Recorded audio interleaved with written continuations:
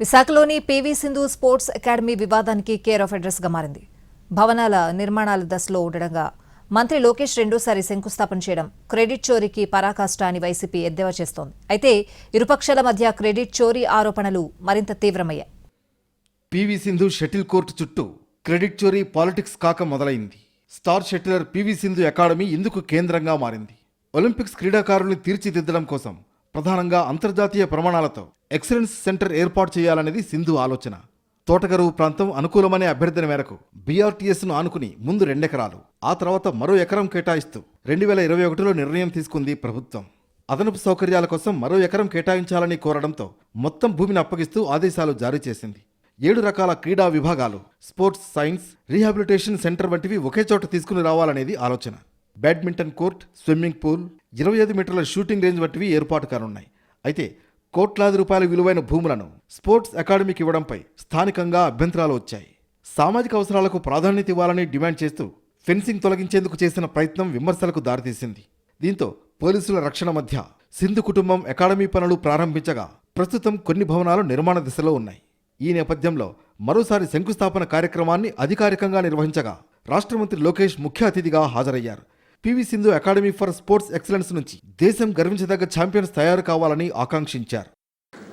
That will be the day that will make me very proud, when Andhra Pradesh will not just produce champions, but it will become a destination for potential champions.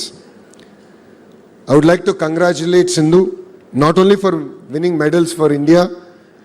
I always send her a message, and I must admit that she is a lot prompter than I am in replying to those messages. But I would like to thank her for choosing to giving back to the next generations.